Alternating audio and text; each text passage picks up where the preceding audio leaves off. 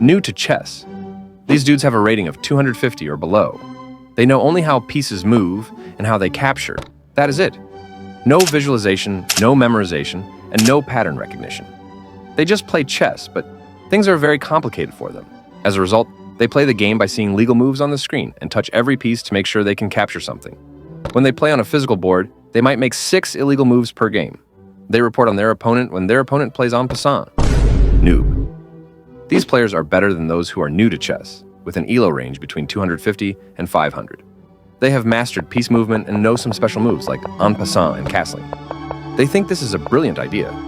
The bishop is attacking the queen, which is defended by the knight. Literally, they start thinking as if they are solving a problem that requires a higher level of IQ. I'm not joking. My friend, who started chess 1 month ago, saw this pattern for the first time. He traveled 1 mile to come to my home and showed me what he did. Checkmating with 5 queens is hard for them, and their games often end in stalemate due to a lack of simple technique.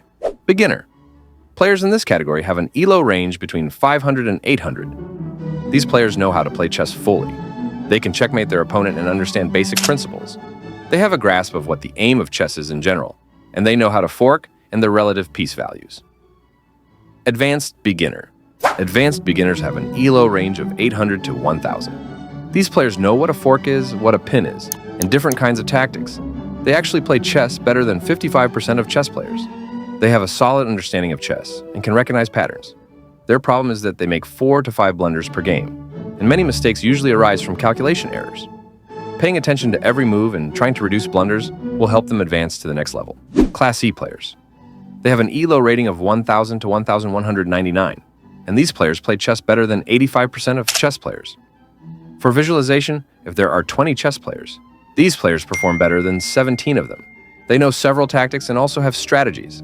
Tactics mean short-term gain or survival techniques, while strategy refers to long-term survival, advantage, and playing style to win. Again, these players' problem is blunders. On average, they make 2 to 3 blunders per game, and reducing blunders and mistakes should be the first priority for players below 2,000 ELO in general. Class D players, with ELO ratings between 1,200 and 1,399, possess a foundational understanding of chess principles, including basic tactics and strategies. They can recognize common patterns, execute simple openings, and understand endgame concepts. While they may struggle with advanced tactics and positional play, they are developing their skills and gaining experience through practice and competitive play. They can be considered intermediate. Class C players, with ELO ratings between 1,400 and 1,599, exhibit a solid understanding of chess fundamentals. They can beat 90% of chess players and can effectively implement basic tactics and strategies, recognize threats, and make informed decisions during play. Class C players are improving their opening repertoire, endgame techniques, and positional awareness, allowing them to play more confidently against any opponents. Class B players. They have ELO ratings between 1,600 to 1,799, demonstrating a strong grasp of chess principles and tactics. They exhibit improved positional understanding, opening preparation, and endgame techniques. These players can analyze positions more deeply and are adept at recognizing patterns and threats quickly. Class B players consistently apply strategic thinking, making them competitive opponents in various formats. Class A players are those who take chess seriously, with ELO ratings between 1,800 to 1,999. They exhibit advanced tactical and strategic skills and possess a deep understanding of openings, middle game tactics, and endgame principles. These players can analyze complex positions, anticipate opponents' moves, and formulate effective plans.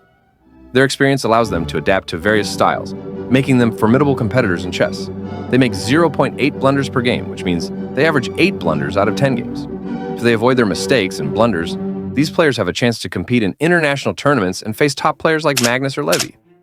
Generally, if you are below 2,000 ELO, your focus should be on reducing the blunders you make. The best way to do this is to improve your tactical awareness, meaning you need to work on finding tactics and visualizing calculations to avoid making tactical mistakes that significantly compromise your position. Experts. Experts are rated between 2,000 and 2,199. They are already 5 moves ahead in a position and possess advanced tactical and strategic skills. They demonstrate a deep understanding of openings, middle game plans, and endgame techniques. These players can analyze positions with precision, anticipate opponents' strategies, and adapt their play accordingly.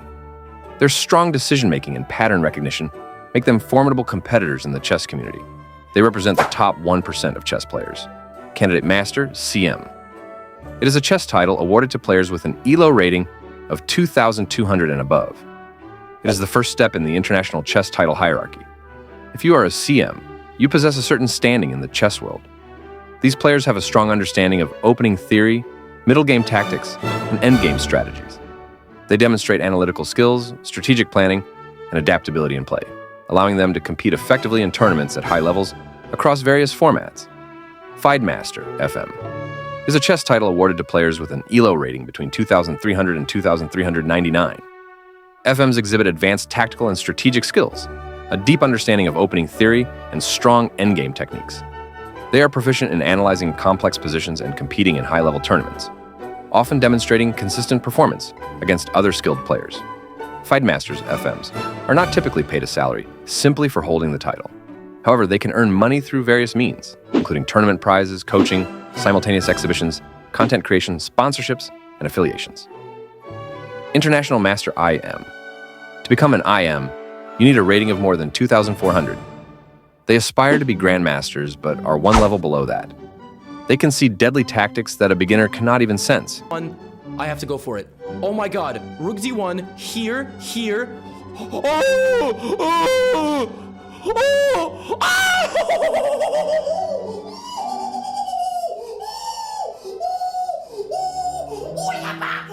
But they can blunder at least once in 10 games.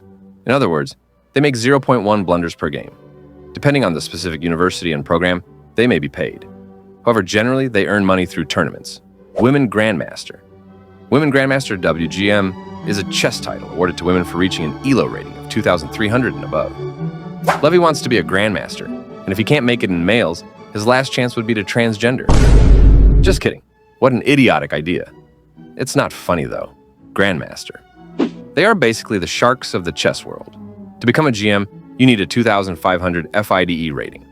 They see the future and can easily calculate 15 to 20 moves ahead. The best part is that they calculate 20 moves ahead in 1 minute or less. They have incredibly fast pattern recognition, and even in blitz games, their accuracy is more than 85%. They master tactics and strategy. A 1900 rated chess player wouldn't have a chance against a GM. If they played 100 games, the GM would win 99 of them, with only one being a draw, and that would only happen if luck is in favor of the 1900 rated player. Super Grandmaster. These are the top of the top. If Grandmasters are the sharks of chess, Super GMs would be the killer whales. Faster, bigger, and more intimidating. These bad boys have a rating of 2,700 or more. I don't need to explain how powerful they are. You already know. They are the only people who understand when chess engines make seemingly stupid-looking moves. Magnus Carlsen, Hikaru Nakamura, and Gukesh are perfect examples. Maximum, a rating of 2,882, is the highest ELO ever recorded in chess history, achieved by Magnus Carlsen. At this point, it's very hard to increase your rating, because most challengers have ratings far below this level. The lower the rating of your opponent, the less ELO you gain from a match.